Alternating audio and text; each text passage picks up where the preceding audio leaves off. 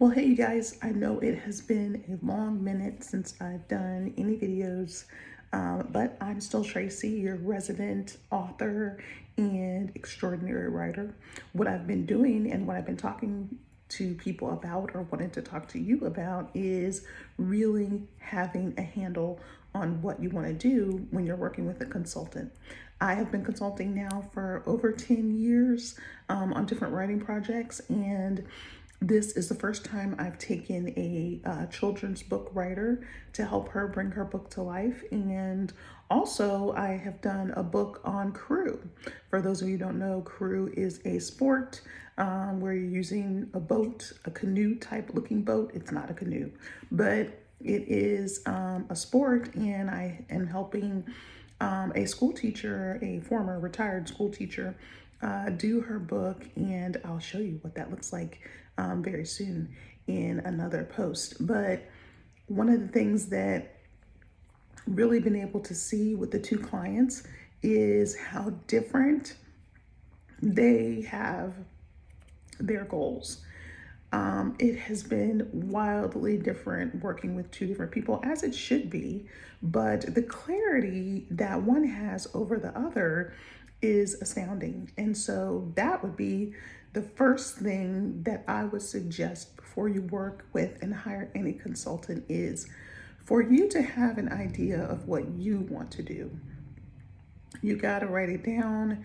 You got to create a vision. You got to read some articles. And I know part of hiring the consultant is for them to do everything, but remember, they're consulting. Now, if you want somebody to actually do it, you need a ghostwriter and you need a project manager and a couple other things. A consultant really is helping to guide you and to tell you the best practices of what you're supposed to be doing, but you are going to eventually do it. So with one client in one situation, I really have been doing a lot of the work.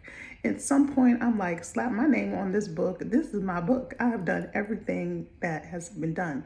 And I am not a ghostwriter, and I make sure people know that up front.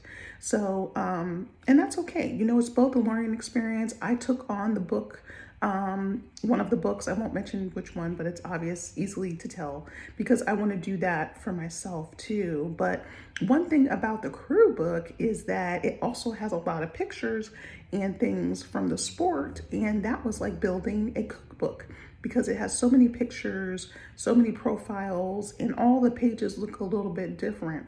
So the first thing in any project is really just to have clarity. One of the people that I worked with really doesn't know what they want. They don't know how to use the technology. They don't even know how to type, just to respond via email. And that has been so frustrating. And so I'm just going to be honest, is that you got to learn at least the basics, at least to communicate back and forth with someone. And I use the phone, I really do.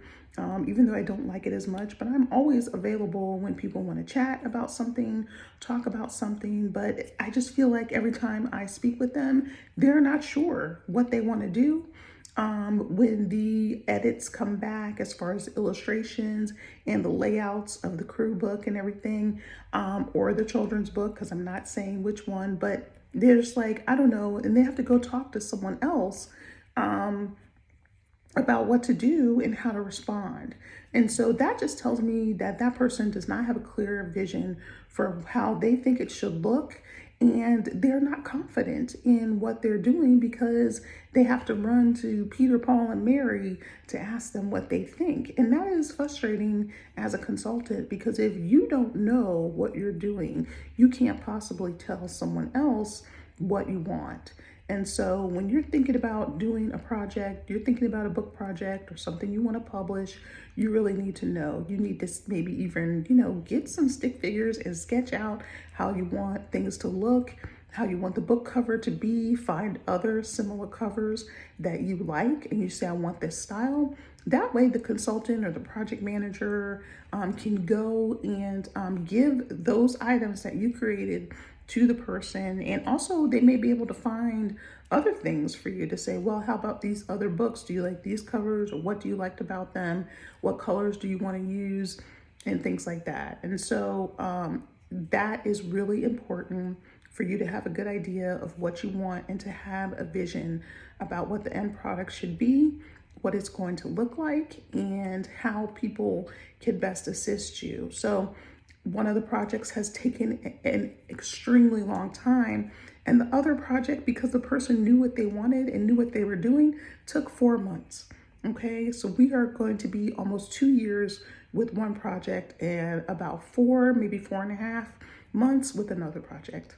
And granted, one is probably a bit more involved, but they both were written. They both had the content written as far as how the actual story and the crew book had all the interviews with the coaches. Or it was a 40-year history book of crew, and they had all the things that they needed, all the components. And so I was really just doing a lot of layout for them and a lot of, getting things. But we already have the proof just the other day. And with the other client, almost 2 years, we're just still working because it's taking so long, and because the person has to consult so many other people into the book. But it's been a great learning experience, and that's the other thing, is what can you take away from some of the things that you get into that you're kind of like, wow, I really bit off a little bit more than I can chew, but you're going to see it through. What else can you do to make it work and keep going? And what can you learn and take away? I'm taking away so much to learn to do my own children's book at some point. I know what illustrators I want to use. I know whether I want watercolor or computer assisted design, which can also be watercolor too.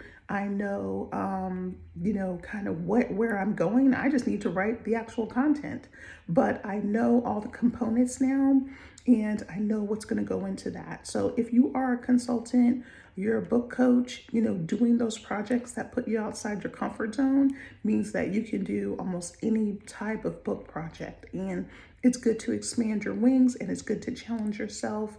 And you also have to realize you're working with people's budgets. Sometimes budgets are very limited, which is another reason that can prolong a project, is waiting for people to pay. And if you want to take on people that have to do payment plans, that's fine. That is a wonderful thing, because those people can also have access and get their projects done. But as a consultant, you also need to decide, no, I can't wait for people to piecemeal the funds. A lot of people don't even admit that they take payment plans, but they do. And there's nothing wrong with that. You're still helping somebody get their project done and move forward. And that, to me, is a beautiful thing. So you should never look that bad or frowned upon someone that gets their project done in a little bit longer time. My issue is not with the payments at all. I will take your money however long it takes you to give it to me. My problem is not having a clear vision about what you want, and having so many people in the process, and those people are not invited to our meetings. I don't mind if they come, because if they have the real ideas and you're just doing what they say, then by all means bring them, because they'll have the clarity that I'm looking for when we meet. So good luck. Keep going. I will be back. I'm going to really try to be more consistent with some ideas and with the writing tips.